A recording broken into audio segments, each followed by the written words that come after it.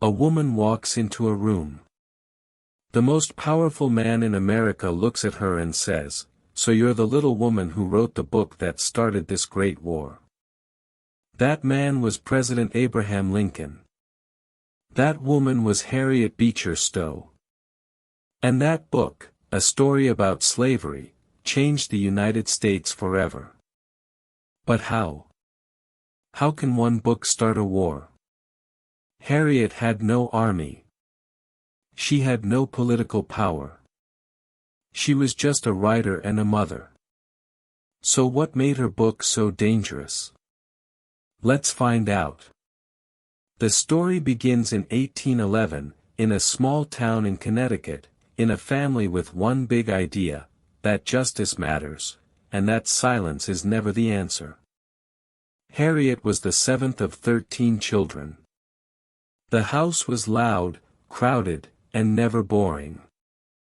From a very young age, she loved words.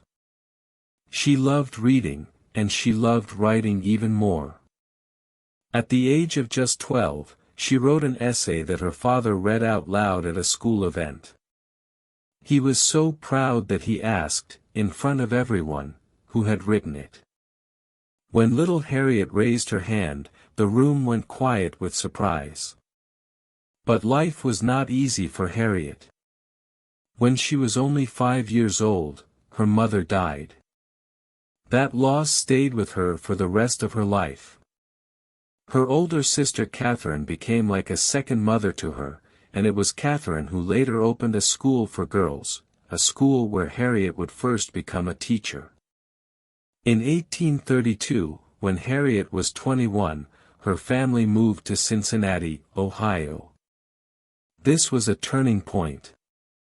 Cincinnati sat right on the border between the free North and the slaveholding South. Just across the Ohio River was the state of Kentucky, where slavery was legal and very real. For the first time in her life, Harriet was close to the horror she had only heard about in church. She began to hear stories.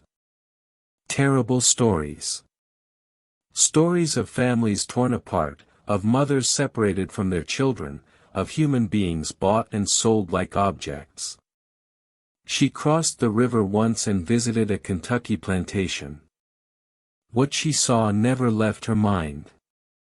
In Cincinnati, she also met the man she would marry. His name was Calvin Stowe, a kind and somewhat absent-minded professor of theology. They married in 1836. Together they would have 7 children.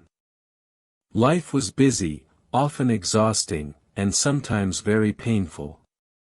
In 1849, their baby son Samuel died during a cholera epidemic. Harriet was devastated. But that grief, as terrible as it was, gave her something. It gave her a deep understanding of what it meant to lose a child.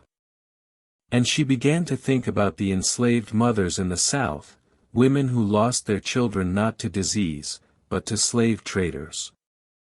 Women who had no power, no voice, and no law to protect them.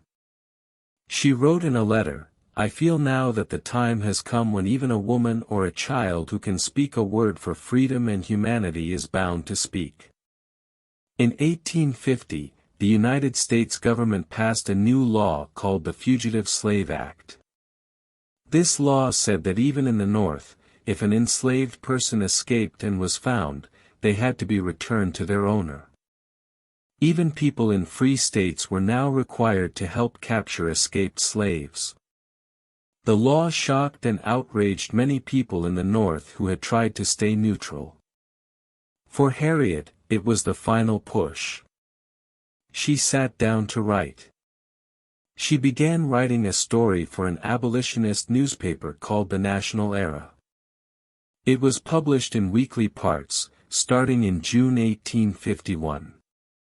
The story followed the life of an enslaved man named Uncle Tom, and a young mother named Eliza who escaped across the frozen Ohio River with her baby in her arms to save him from being sold.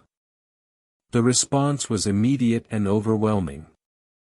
Readers wrote letters begging for more. They cried. They argued. They shared the newspaper with their neighbors. When the story was published as a complete book in March 1852, it sold 3,000 copies on the very first day. Within a year, it had sold over 300,000 copies in the United States alone. In Britain, it sold over 1,000,000 copies. The book was called Uncle Tom's Cabin. Harriet had written much of the book at her kitchen table, surrounded by her children, often writing late into the night after everyone else was asleep. She had no quiet office, no research assistant, no publisher encouraging her. She had only her memory, her grief, her anger, and her faith. She later said about the book, "I did not write it. God wrote it. I merely did his dictation." Whether you believe that or not, it is clear that she felt the story was bigger than herself. She felt called to write it. But here is what almost no one talks about. Writing the book nearly destroyed her. She was exhausted, often sick, and deeply afraid that no one would care. She doubted herself constantly. In letters to her sister, she wrote about feeling overwhelmed, about wondering if she was wasting her time, about the weight of trying to tell a story that was not hers to tell, the story of people whose suffering she had witnessed but never fully lived. She also faced fierce criticism. In the South, the book was called a pack of lies. Southern writers published responses trying to show that slavery was kind and natural. Some people sent her hate mail. Others threatened her. A few sent her disturbing packages in the mail, including, in one horrifying case, the severed ear of an enslaved person. She did not stop. In 1853, she published a second book called The Key to Uncle Tom's Cabin, which presented real documents, real court cases, and real testimonies to prove that everything in her novel was based on truth. She wanted no one to be able to say she had exaggerated. Harriet traveled to Europe, where she was received like a queen. In England, crowds gathered to see her. She met with politicians, writers, and activists. She collected signatures for anti-slavery petitions. She was a small, quiet woman, barely 5 feet tall, but when she entered a room, people felt it. Back in America, the debate over slavery was growing louder and more violent every year. In 1861, the Civil War began. When President Abraham Lincoln met Harriet Beecher Stowe at the White House in 1862, he reportedly said to her, "So you are the little woman who wrote the book that started this great war." Whether Lincoln actually said those exact words is debated by historians. But the fact that the story exists, and that people believed it, tells you everything about the power her book had. Uncle Tom's Cabin did not cause the Civil War by itself. The causes of that war were complex and had been building for decades. But the book changed how millions of ordinary people in the North felt about slavery. It made slavery personal. It gave faces and names and feelings to people who had been invisible. It made it impossible for readers to say they did not know, or that it did not concern them. Harriet continued to write after the war. She wrote novels, essays, and articles. She wrote about women's lives, about religion, about nature. She was never silent. In total, she published more than 30 books during her lifetime. She also became a neighbor and friend of Mark Twain, who lived near her in Hartford, Connecticut. She gardened, she painted watercolors, she raised her children, and she kept writing. Her life was long and full. In her final years, her mind began to fade.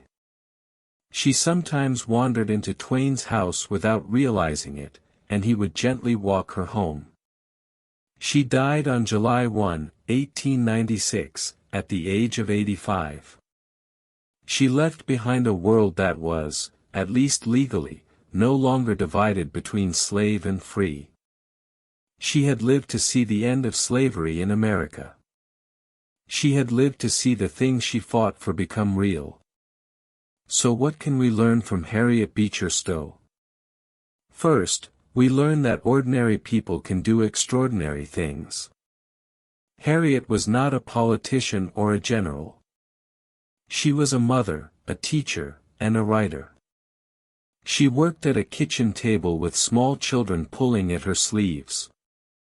She had no special power, except the power of her words. Second, we learn that doubt does not have to stop you. Harriet was afraid. She was exhausted. She questioned herself. But she kept writing anyway. The work mattered more than her comfort. Third, we learn that empathy is a form of courage. To truly feel the pain of another person, especially someone whose life is very different from yours, and then to act on that feeling, is one of the bravest things a human being can do. Harriet looked across the Ohio River and did not look away.